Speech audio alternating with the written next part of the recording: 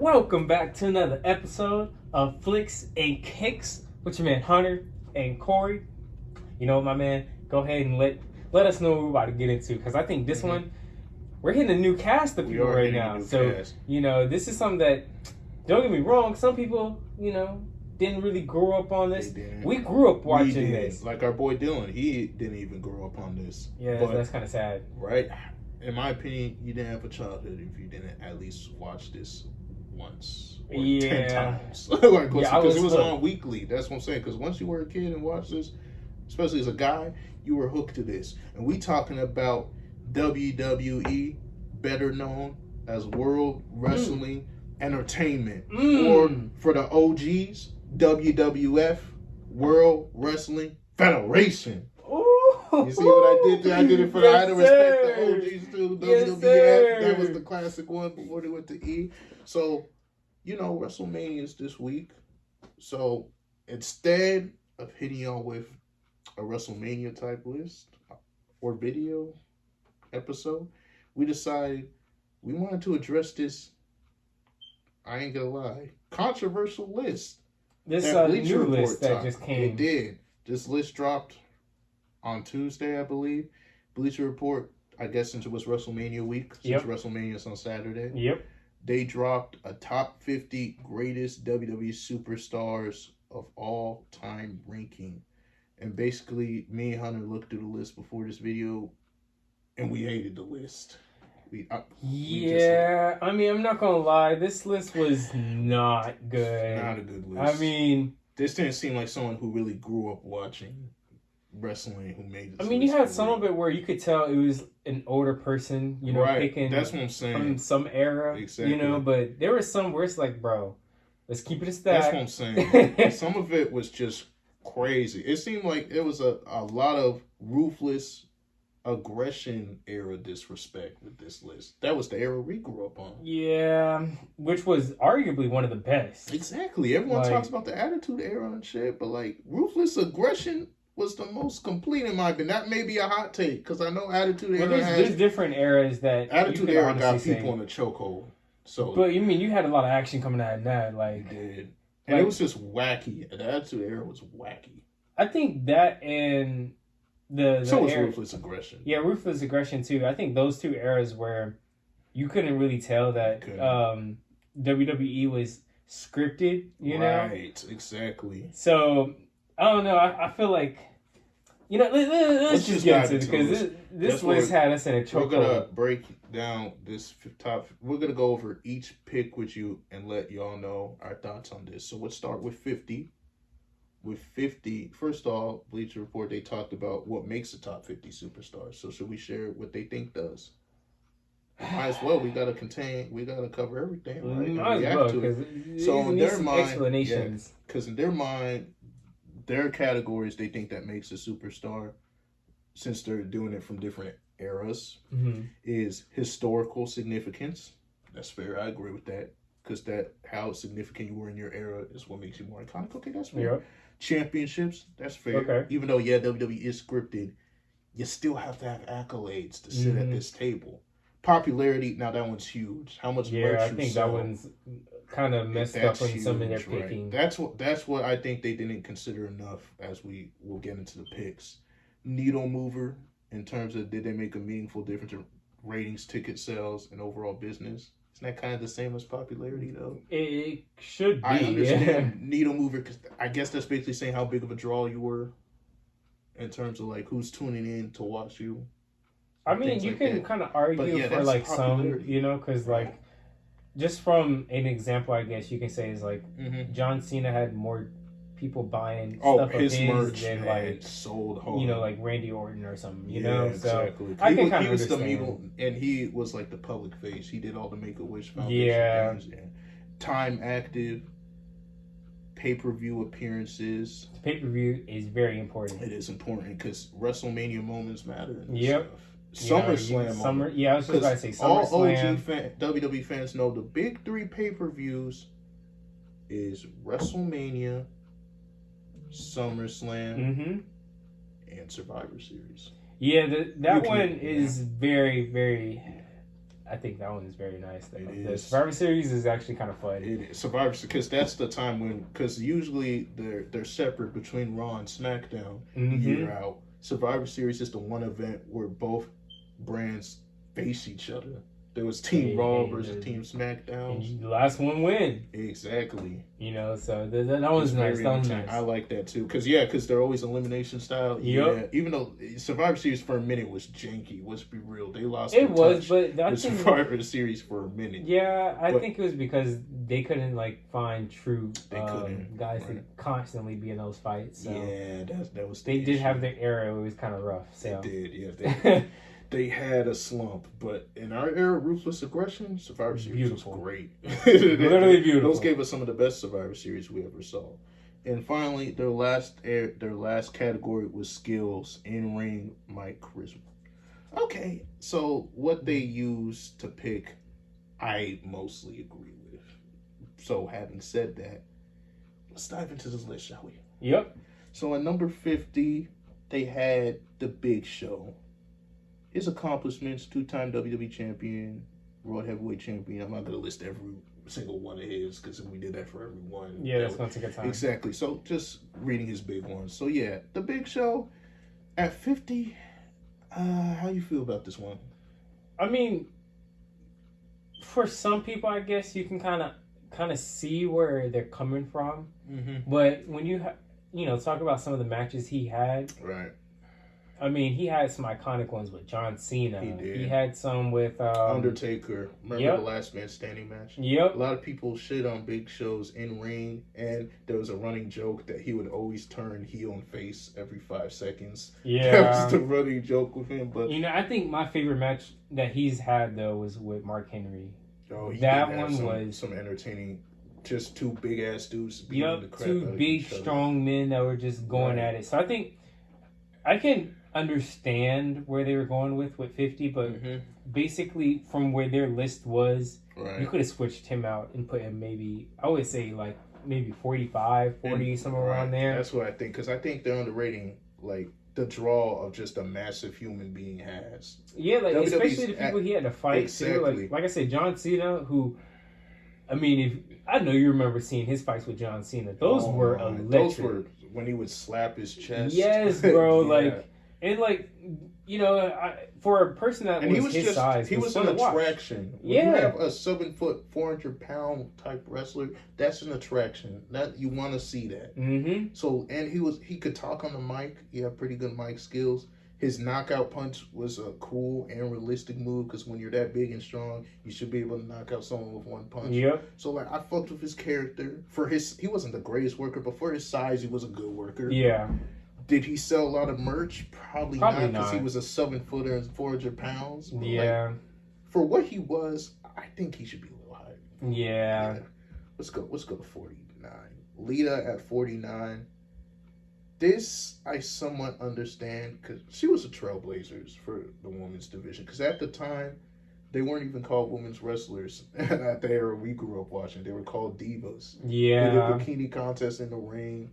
They did a bunch of other wild shit. They weren't really respected as wrestlers. Lita was one of the first that kind of put women's wrestling on the map. She was kind of the female Jeff Hardy. Yeah, that is true. That's what I would say about Lita. Now, I would say the love that people have for her was kind of tainted with that whole Matt Hardy controversy where she cheated on Matt Hardy in real life with Edge, or his real name Adam Copeland. And they made that into a storyline, and after that, she got a bunch of heat. Yeah, she kind of was slowly getting away from the whole scenery of WWE after that. Right, because she was there a couple more years. Her and Edge became the most hated heel duo because they leaned into it. But after that, you can tell it was never the same in terms of love. Yeah. But the impact she had on women's wrestling, undeniable. She was attractive. So I get why she was in the top 50. Yeah, if you had to put divas, of course you're going to put divas on the list in the top 50, but if you were going to do that in a male-dominated list, Lita should be one of the divas that's on this list. Yeah. Absolutely. Yeah, I can think that's a pretty fair pick. That's fair. 48, I ain't going to lie, Vader. We ain't got much to say on this pick. Yeah. Respectfully, we know he was in the Attitude Era, but even though me and Hunter, we didn't grow up seeing a lot of Vader. Yeah, I mean, that was kind of before our time a little bit, you know. Respectfully, so any OGs, WWE fans watching this, if you want to comment your thoughts, please comment, because I mean, some of y'all would know exactly like, how he's. We've even seen Attitude Era documentaries and shit, old videos, and like, it just seemed Vader was kind of there more so. I mean, they kind of didn't really talk too much about him either in that too. So because even looking at accomplishments, it says Hall of Fame 2022. It didn't say any belts or anything that he won. That's kind of tough, right? So, yeah. Next on this list, 47 was Dean Ambrose. I ain't gonna lie, this one, I was a little split on this one, Hunter, because like, I'm not gonna lie, my brother can confirm this. I fucked with Dean Ambrose. Yeah. And the Shield, he was my favorite member of the Shield. He was the best. A lot of people liked Roman because his physique, or Seth because his high flying shit. Yeah. But Dean, he was the mouthpiece. He was the one that was the most charismatic character. He was the leader. So I fucked with him, and like, he had that lunatic friends persona type shit. So I'm dead. Like, I liked it. His character was cool to me. He was a little, I won't say stiff in the ring, but he had a little bit different in terms of how he moved in the ring. He wasn't a powerhouse like Roman. He wasn't a high flyer like Seth. He was more of like a brawler. Yeah. So his in-ring, and he still put on good matches. Because remember, his feud with Seth Rollins after the Shield, was that not the most entertaining feud in WWE at the time? I will say, personally, I thought Seth was the more entertaining to me. That's fair. He was the most entertaining in-ring performer. Yeah, you know, with that group though, you could say a lot of things because that group was pretty historic because everyone in that group went on to become WWE champions. All stars now. Yeah, like, let's be honest. Even Dean, he's John Moxley in AEW. He's the face of AEW. Yep. There were all main event talents in one staple. It's WWE has whipped a lot in groups. Yeah. Like, it's rare that every person in their group becomes a star. There was Evolution, but Evolution, Triple H and Ric Flair were already established. So Randy and Batista, yeah, they became stars, but people kind of knew they were going to become stars. Yeah. There's plenty of other groups. Remember 3MB with Drew McIntyre, Heath Slater, and Jinder Mahal? You know what's funny with 3MB? Technically, 2 people from that group went on to be WWE champions. Drew McIntyre and Jinder Mahal.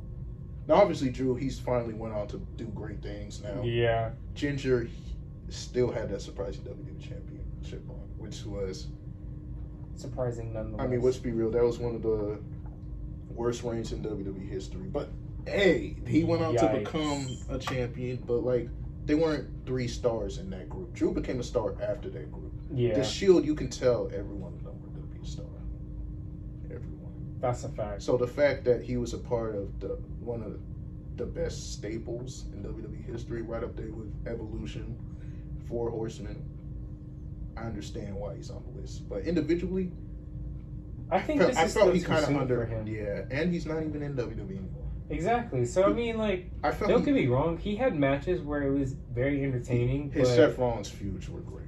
Yeah, because, I mean, that was going on for, like, what, almost 2 months? It was. They were going at like, each other's they were going at for a while. I remember that. Bruh. I mean, but, I mean, the I don't ladder know. match, the Hell in a Cell, they had a lot of good matches. But, like, I kind of felt he underachieved. Yeah, I think, to be honest, if he came back to WWE right now, he would be a big star. He would be a big star, but I think because, like, back then, like, in the 2014-18, the stretch where he really had his buzz in WWE. Yeah.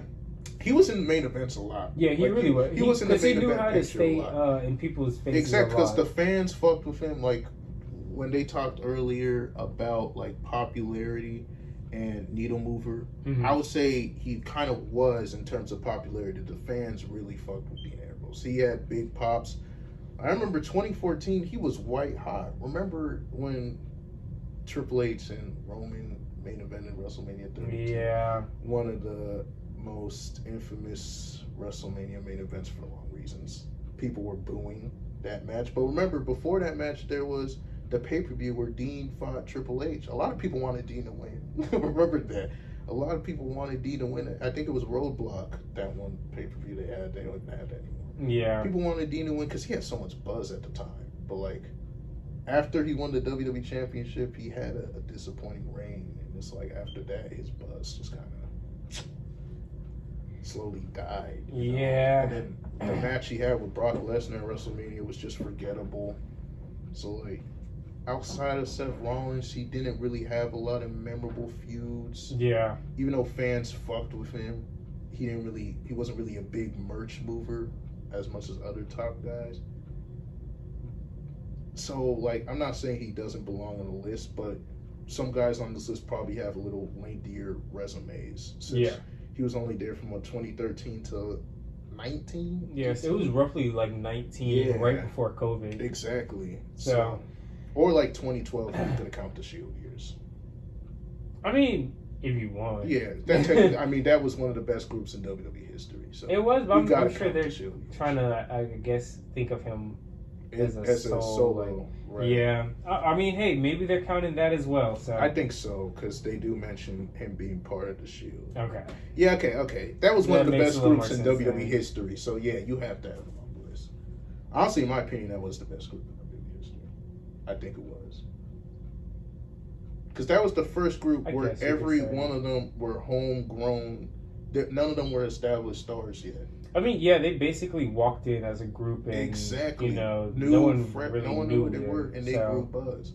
Like, people knew, like I said, people knew H and Flair when Evolution started. No one knew who Ambrose, Roman, or Rollins were. So, from that perspective, I get it. But yeah, the resume, I don't know if it's there to be top 50. Like, this may be controversial, but Big Show had a longer resume than Dean Ambrose. But let's go to the next topic. Yeah. I mean, I could argue that too. Yeah. Now, this next one, I think this is a fair pick. I think it's fair because, he just got to WWE in 2016, but he's done so much. Yeah. 46 was AJ Styles. AJ was actually nice to watch. He was. I remember a lot of people were scared WWE would ruin him when he first came. I mean, he was doing good on a lot of other platforms. He was a beast at TNA, bro. Yeah, so he was kind of dominating, and then when he came to WWE, he just took it to another level. Yeah, because a lot of people were kind of afraid of how he would translate to Vince it. is notorious for, like, whiffing on, like, a lot of wrestlers with his skill set. Smaller, high-flyer wrestlers just become wasted on the main rosters a lot. But even he couldn't screw up AJ Styles. I mean, it's kind of hard to mess up on him. Bro. Let's be honest, because this dude was phenomenal forearm is one of my favorite. Yeah, it's so fire, bro.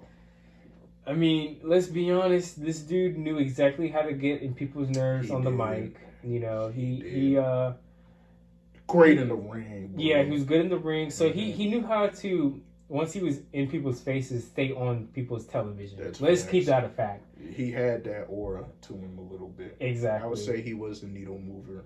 The way that Bleacher Report was saying. So that's a fair one. And we talk about feuds. He had some great feuds. John Cena. That was he didn't know how to shut the hell up. Like, he let's be honest. Like, for those real fans, they know this dude. Every time he had the fucking mic, he always had to talk some shit about somebody. He got under people's skin, including the fans. Yeah, I mean, he was under my skin a lot because it's like, bro, if you just shut up, exactly. Like, but he proved himself in the ring. Bro. So he had one of the best champion versus champion Survivor Series matches when he fought Brock Lesnar. Yep. That was, to think we almost got Jinder Mahal versus Brock Lesnar. Styles won the belt right before that. Imagine if that happened. Anyways. But yeah, overall, I think this was a fair one. This was a fair one. He absolutely deserves to be in the top 50. I get why he's not higher since he's only been here since 2016. That's only 8 years. Yeah. But, like, he deserves to be on here. Osaka, she's done a lot in the women's wrestling. Because remember, she first came in from the main roster. She had an undefeated streak. Yeah. She has that cool aura to her with her entrances, I think, matter. Her fight skill is interesting, too. She has an unorthodox style. Yeah. She kind of has a mix.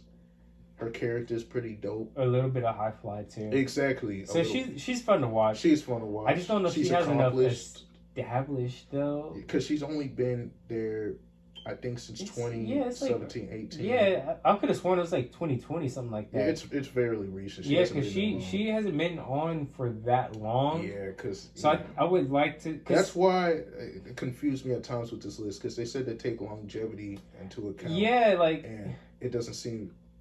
don't get me wrong. One day she absolutely will be locked in. Yeah, I honestly think because right. not only can she connect with the fans, and she don't even speak English. That's what's impressive. She don't really speak fluent English. And she can still connect with the fans. Yeah, because I mean, even when she does, speak partly English. It's actually entertaining she'll be like backfiring. She has a lot of charisma. Yeah, because people will come at her crazy and she'll be like, "You don't want this." Exactly. She stand on business. I'll say that with her. I like seeing her. Talent wise, character wise, easily top 50. Longevity, still need a little more. Yeah, I think just a little bit longer, but right. As far as skill where set. She's going now and her future with it, I think she could easily be in the top 50. A lock. With more time, she's definitely a lock. 44. This is the one I promise you I laughed at. I'm not gonna lie. Kofi Kingston in the top 50. That's crazy. Me and my brother, we grew up fucking with Kofi Kingston because the Ghanaian, I'm Ghanaian, he's from Ghana, so it was cool to see a Ghanaian wrestler. He had Trouble in Paradise finish. Yeah, that actually was kind of fun to watch. I ain't gonna lie. But him being he got caught in that. It seemed like he got caught in that every time. He did. I swear, opponents stayed dodging that shit. He was in the New Day, which is another one of the best staples in WWE. I think that's a big reason he made the list, because the New Day being, if you're in one of the best staples and you're a big reason for it, you're gonna make the. But then again, the other members didn't make the list. But I mean, let's be honest though. Even when he's by himself, he doesn't have enough established. If we're talking about, because let's go back to what they're looking for, right? They talked about needle movers, popularity. They talked about your pay-per-view appearances. Yeah, he didn't have much pay-per-view. He didn't have the pay-per-view moments. I'll say Royal Rumble, he absolutely had Royal Rumble moments. Because remember, he would always find cool ways to stay getting eliminated. Well, I mean, he used his agility and athleticism to not hit that ground, right. Yeah, exactly. And then he had Kofi Mania, where he had the entertaining elimination chamber match he nearly won. And then he won the gauntlet match to face Bryan, and he won the Mania match in one of the most satisfying Mania matches since Kofi finally won the WWE title. But outside of those two moments... Hear me out on this one, too. Yeah. Now, someone that was listed at 50 beat the living shit out of the Big Show. Big Show beat the living hell out of him every single time. He did. And it's and I'm not trying to even with size, people like John Cena was able to hold their own against the Big Show. Mm-hmm. Kofi was getting dragged down like he was Kofi a little was puppy. A high flyer and Big Show was a powerhouse. That's a bad matchup. I mean, I can go with a lot of different people he was kind of going against that are on this list. Mm-hmm. I don't want to say any names right now, but off the top of my head, there's a few that where it's just bro. I think it's because he has a lot of love. I think he has a lot of love from the audience. That's part of the reason he made it. That has to audience loves him because, resume-wise, he was in many main events. He wasn't. I'm gonna be honest though. Because it took me a while to kind of get back into WWE for a while at some point. After the pipe bomb from I would say 20. Because I watched a good bit sporadically, but I would say 17-ish was when I really distanced myself from WWE. Yeah. Just kind of fell out of it a little bit.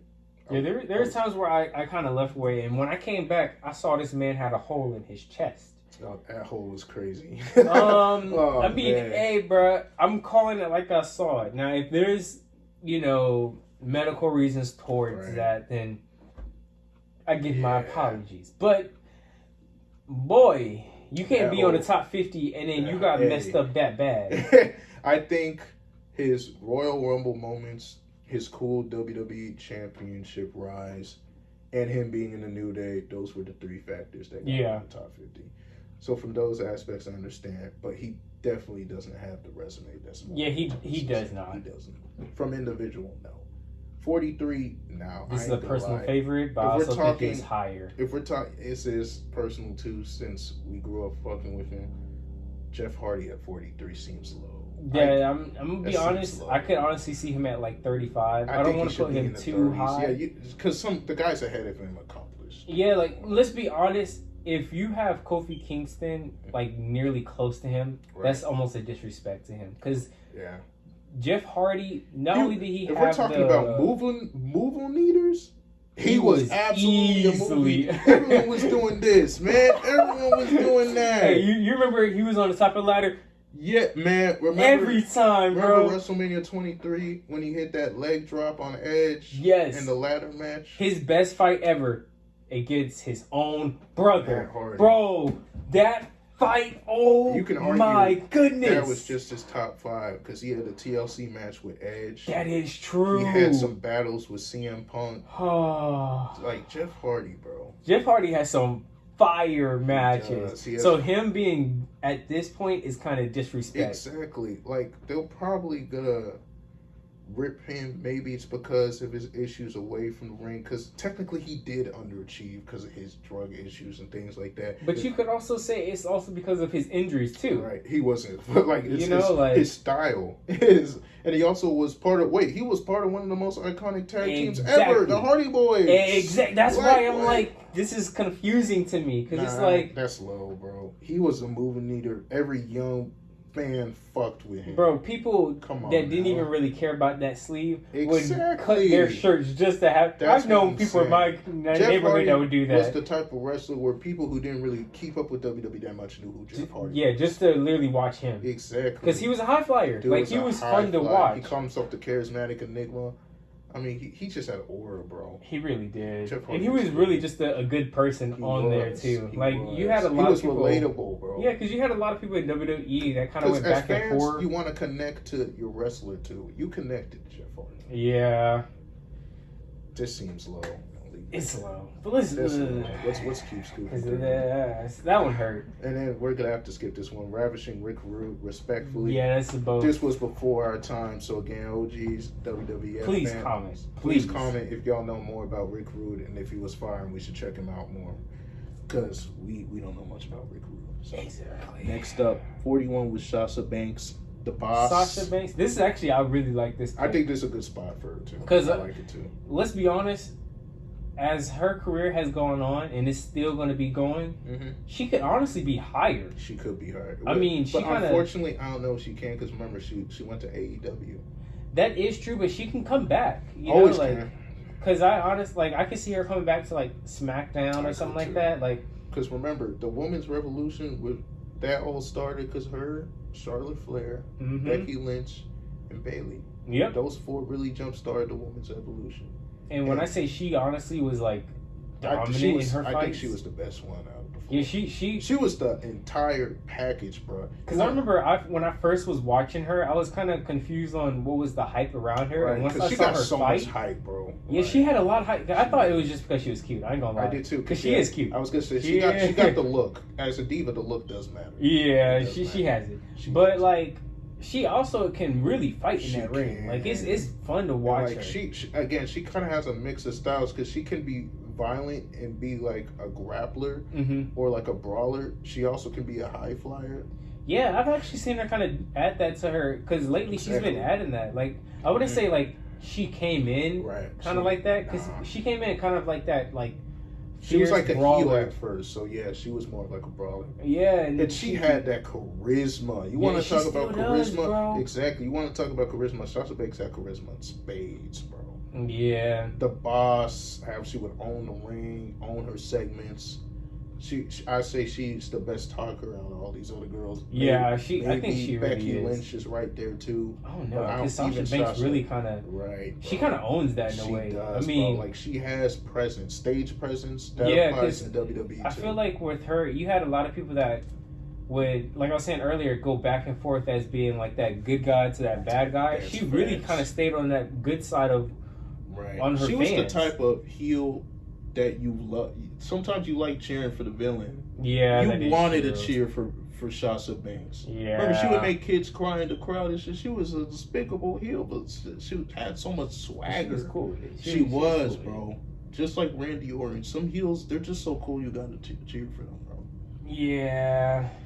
She wasn't the classic slimy heel. She was the I know I'm better than you and I'm confident as hell type heel. And you got to have that sometimes. Exactly. So. I agree with this, and she had the accomplishments. Yeah, so I think this was a 5-time women's champion. And SmackDown. And her, if you've seen some of her opponents too, I mean, right? She had classic feuds with Charlotte Flair. Yep. Bailey, like she could go, bro. Yeah, I think that was a fair one. This was also before our time, Billy Graham. Yeah, respectfully, I don't know too much about that. Respectfully. Again, if y'all know about Billy Graham in the comments who watched WWE longer than us, comment down below. Exactly. 39. This one, I'm kind of surprised. Van Dam. Yeah, this is. Hey. Rob Van Dam. Fire, bro. They used to be so much fun, bro. He was fun to watch. RVD was cool, bro. He was kind of like a dude, bro, too. Yeah, he was one of those wrestlers that was kind of connecting to everyone. He connected in every way possible. And let's be real. People watched ECW back when ECW was a thing. Because of Rob Van Dam. Because of Rob Van Dam. He put him and Paul Heyman put ECW on the map. I mean, let's be honest though. Like the dude, I wouldn't say he was the best on the mic. No, but he was not. No. Yeah, he wasn't the best on the mic, but he was definitely fun to watch. He was fun to watch. He was definitely fun. He made sure like his fights were entertaining. He made up. Some people make up for their lack of mic skills in WWE for just being entertaining as fuck in the ring and having a cool character. I mean, that was RVD. Let's be honest, remember, bro. Jeff Hardy didn't have a lot of mic skills either. Yeah, I mean, let's be honest. Like just what we were doing when we were saying his name, everyone remembers. Rob Van Dam. The whole crowd was saying that shit was hype, bro. So I mean, I can understand. RVD was a legend. I can understand. Now if he, remember when he cashed in the title on Cena? They had that match. I fucked. Yeah. So I will say if his allegations off, from wrestling, if it was kind of cleared up, he could have been a little higher. Right. So because remember, he first came to WWE with the infamously failed Invasion storyline. Because remember the Invasion storyline, they were trying to show WCW wrestlers jumping to WWE. Poorly done. But it did a good job at establishing an RVD. And he was just... Yeah, like we were saying, he was fun to watch. He was fun to watch. I get why he was on the list. I do. Now on to this next one. 38. Again, we'll probably need to skip this one too. Owen Hart. I'm not too He was part of the iconic Hart family. Everyone knows about that Hart family. But everyone knows how Bret good they kind were. of overshadowed them. But Owen Hart, he was the British Bulldog, right? That was his nickname. RIP too, because we know about that whole situation. That shit. I still don't know how WWE let that happen, bro. Like, that's crazy. They said, like, when he was going down the ring, because remember he had that dangerous ass entrance? Yeah. With the harness and the heart. Yeah. Oh, all right. Yeah. The one thing I know about Owen Hart, he had a pretty good feud with Bret Hart. Yeah. They had some good matches. But yeah, this will be another one where in the comments, y'all got to tell us a little more about Owen Hart's wrestling career outside of his tragic passion. Because that was probably one of the darkest moments in WWE history. Yeah, it really was. Yeah. But I mean, on to this next one. On to the next. Another person one. They also, we should probably say, is they correctly didn't have on the list, but if that shit never happened, he easily would have been on the list. Chris Benoit.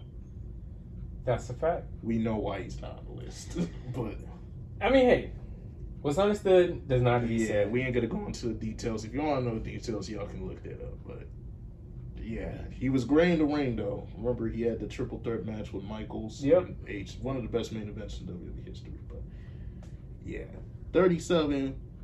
Mr. Perfect. This is another one where you got to comment and tell us. I'm not for sure too much about him. The most I know about him, remember Curtis Axel? Yeah. He's his dad. Mr. Perfect was his dad. I actually did not know that. Okay. Yeah. Yeah, that kind of says a lot. I don't know a lot about him. But that's actually interesting. Right. Because Curtis, he was actually a good wrestler. He was. That's actually interesting. Because remember, he was in NXT as Michael McGillicuddy. Yep. Then you know me, bro. NXT used to be my shit. Bro. Shawn Michaels is my guy. Right. So. And he runs NXT now. I fuck with that. Yeah. 36. This one was controversial. I personally think this is when we started to say, was this list just kind of sleeping on the Ruthless Aggression era? Because 36, Batista, that seems low, bro. He was a madman. Batista. And in his era, he ran. The only person that ran it as much as he did was what was his name? Brock Lesnar. Brock Lesnar in his time of like running kind of just just WWE period. Right. That's kind of what Batista did. Batista, in a way, if you think about it, he wasn't quite the same, but he was low key kind of the Brock Lesnar replacement. That powerhouse. Yeah, I mean, that's basically what he was. You know, he had one of the did it. He had one of the coolest entrances where he would. No. Like that. And the lights go off in the back. He had one of the coolest finishers, the Batista bomb. Yeah, his Batista bomb and his spears were fun to watch. And like he just looked like what you think a WWE wrestler would be. Jacked, cool tattoos. Yep. A badass. He was dripped out. He would have his sunglasses and white suits. He was a menace too. Right, bro. Now you're looking at him in his personal life. He's one of the nicest persons you've ever met. He's so nice off of the wrestling, but he's one of those rare dudes that is extremely likable and badass as a face, but someone you absolutely couldn't stand as a heel. He was able to play both. Yeah. So I think this one they kind of missed on this because he should be a little higher. He had the pay-per-view moments, that's for sure. His match with the Undertaker, easily one of the top ones. I mean, let's be honest though, any match with the Undertaker is. That WrestleMania 23 match, that was a hard-hitting slobber, bro. It was like a lot of matches most of the time would be overshadowed by John Cena and Shawn Michaels, but that match was so good. That's a 1B to 1A for best match of the night. And those were two. It's where you have two of the best matches in WrestleMania history and one WrestleMania. But they did. So, all right. Now that we both agree that they kind of messed up on his Batista was way too low, bro. 36. Where would you place him? Because I believe he's in top 20. I was going to say, I think at least top 25.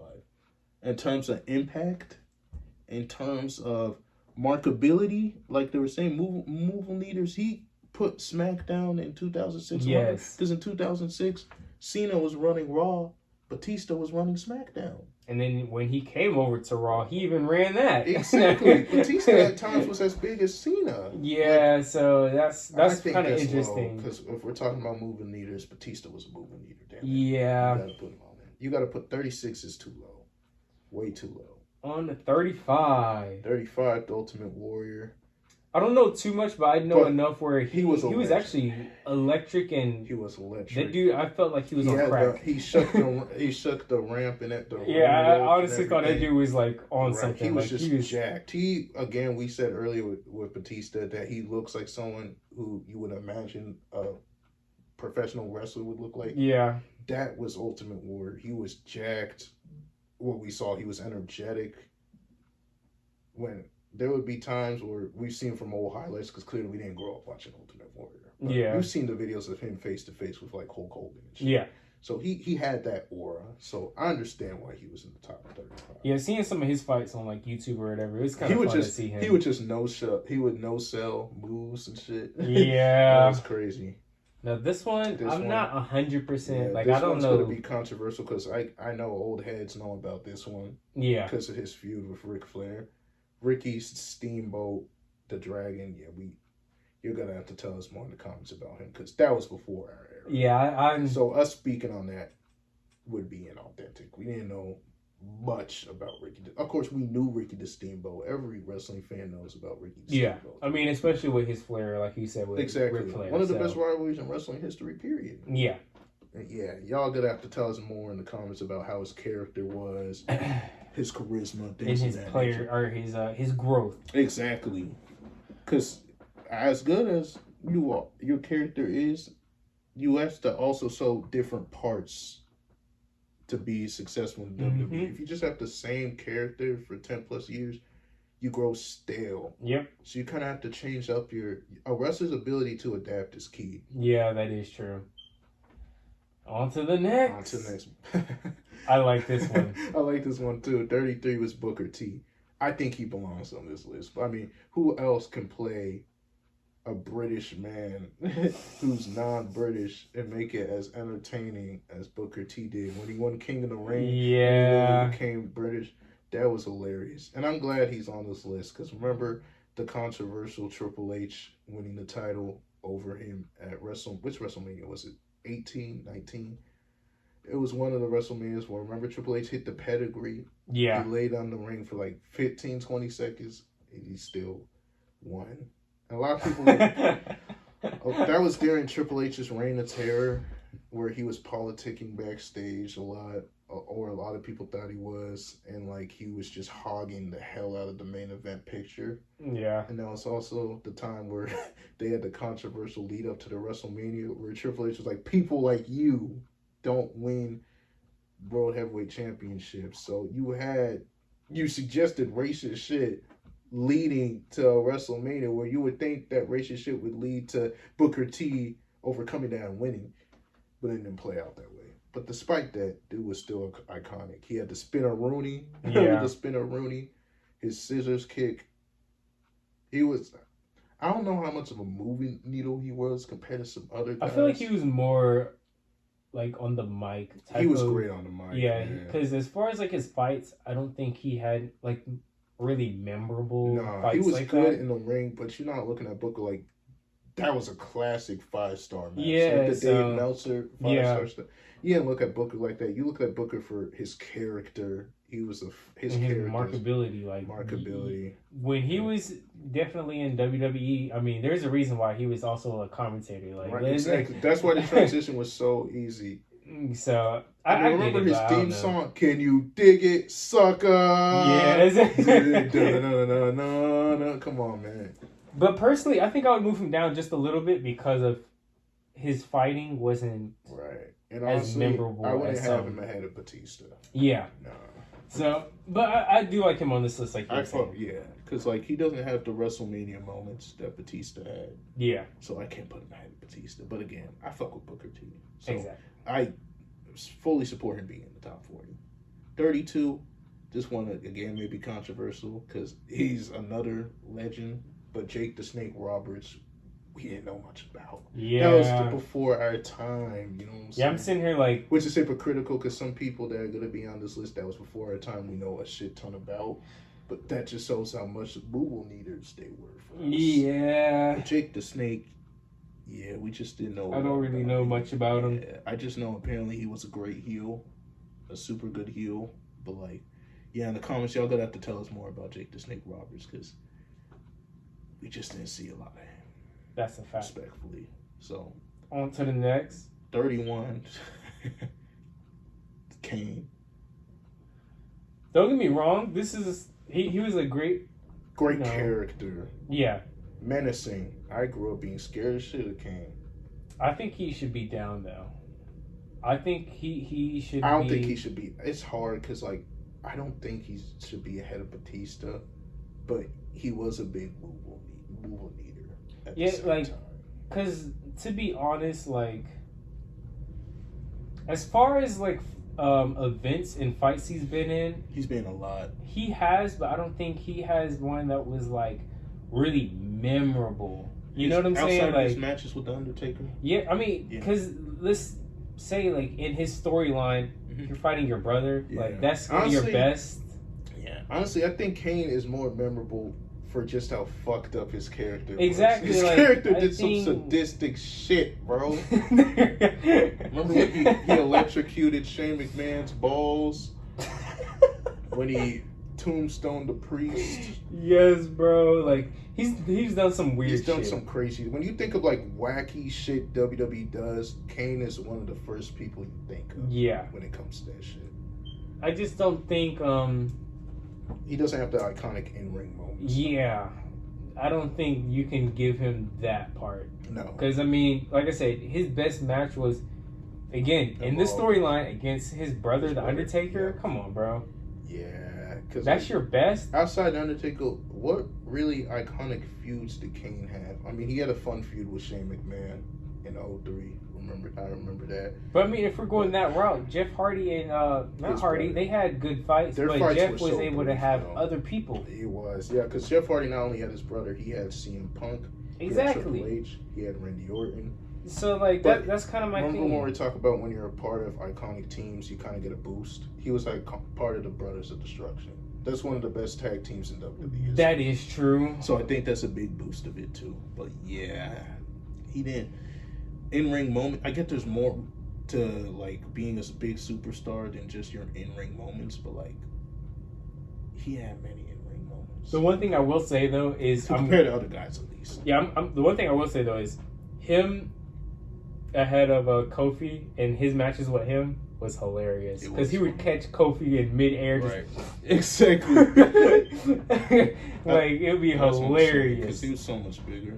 I did remember he did have feuds with Rey Mysterio. Because remember, yeah, it was based on he thought he put his brother in a vegetative state, even though the twist was Kane did it. But like, and then his feud with Edge when Edge abducted Paul Bearer. Yeah, that was funny.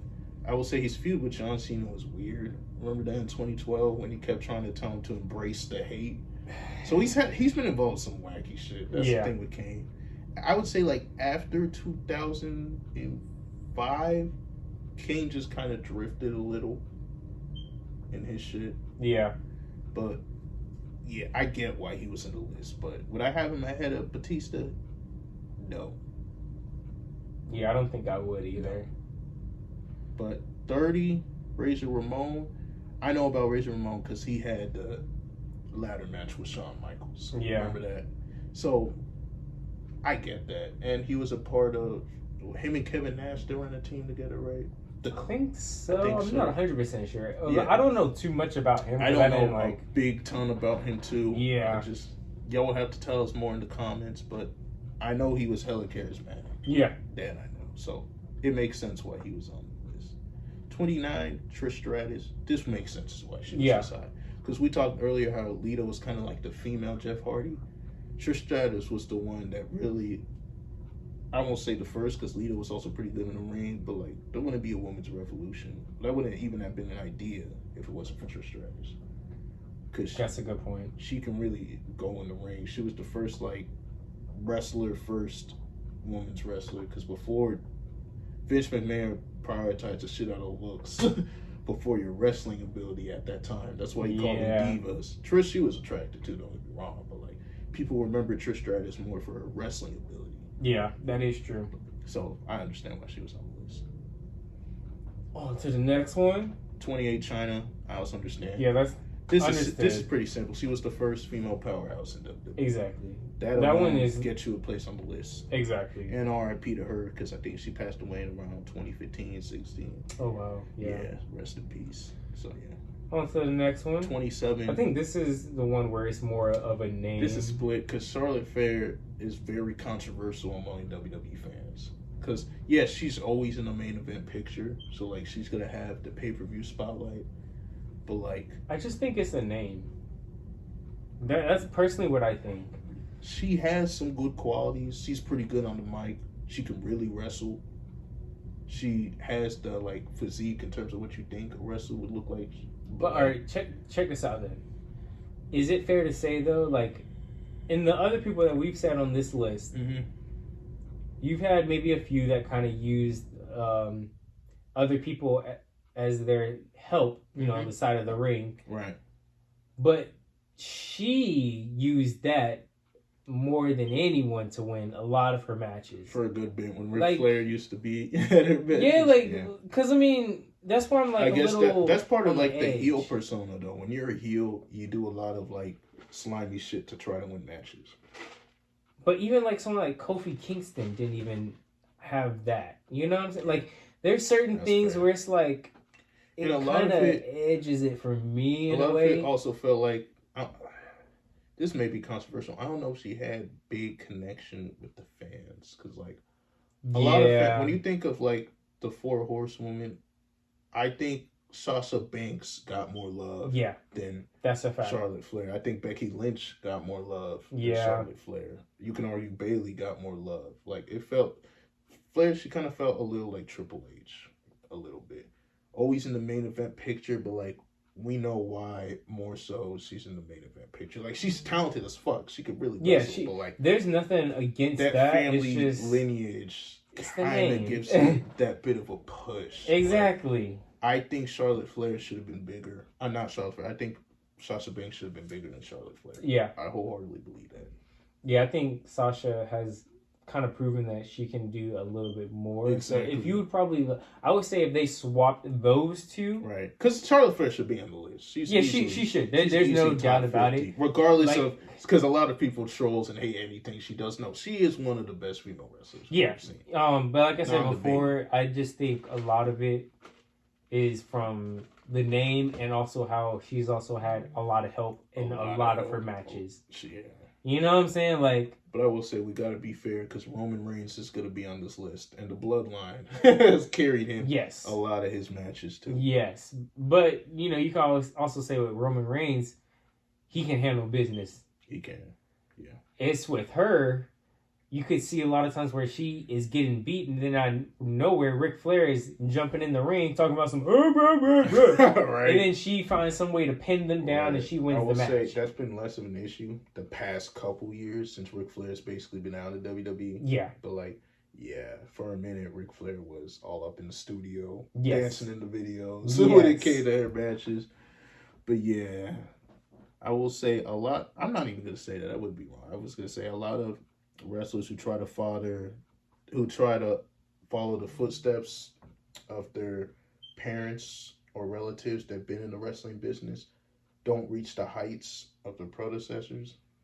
So in that aspect, I give Charlotte credit because she's basically become the female version of what her father was. Yeah, in terms of which is fair, racking up a bunch of titles. Because just look at this, bro.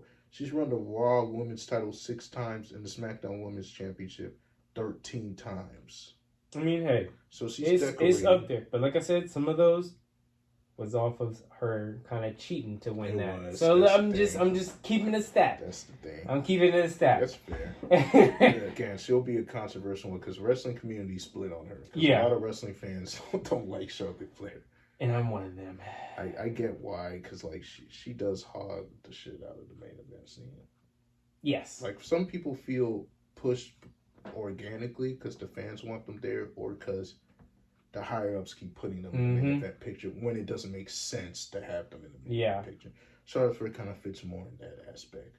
But ignoring that and just looking at her full body work, undeniable why she's on the list. Yeah. Placing, debatable. 26. This is the one I kind of like. I like this one too. 26 was Seth Rollins. You could arguably kind of say he could move up a little bit, not too much. I think by the end of his career, he's going to be fully in that top 20. I think it's possible. We talked about characters who can play. I mean, wrestlers who can play different characters. Seth Rollins, how many different fucking characters can he play? He played a badass anarchy. We don't give a fuck about the rules. We're gonna do what we want to do in the Shield.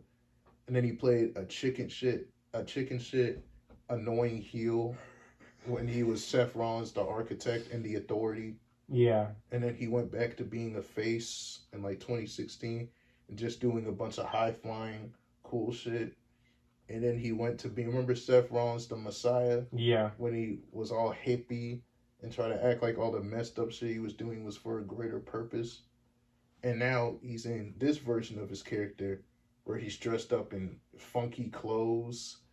And he was kind of a heel too, right? He was kind of a heel too, where he was like the Joker too before his recent face turn.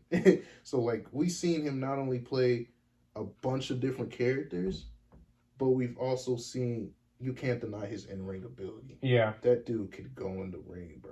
Yeah, This is one of those I'm not really too mad about this pick because, like I said, you could arguably say he can go up a little bit higher. He can. So first of all, he's a definitely a move leader. Very popular. We talk about iconic feuds: Dean Ambrose, John Cena, Roman Reigns. You can argue he should have even more fights with Roman Reigns. They haven't fought enough. Yeah, that is true. Because also you can say Roman Reigns kind of does duck his fights sometimes. He does, yeah. He literally chooses his fights on who he wants, which kind of pisses me off sometimes. It's always interesting that Seth Rollins is the only person Roman Reigns has not pinned for a championship on the line. Rollins is 2-0 against Roman Reigns. That's an interesting stat. And I think he knows that. Exactly. That's part of the reason why he ducks him. Exactly. And they have a lot of history. And then his matches with CM, he's going to fight CM Punk. That's going to be such a great feud. Bro, I'm telling you right now, I am so happy for that. That's what I'm saying. The way they're teasing that, we were supposed to get that this year actually for WrestleMania. Then CM Punk got hurt. Yep. That's why he's fighting Drew McIntyre now, which will also be a great match. But like, what else? Edge, he had a great feud with Edge. So like, dude just puts on bangers, has a bunch of fun characters, has the accolades. Like, yeah, this is a good placing. Argue, like you said, you can argue he should be higher than 26. Yep.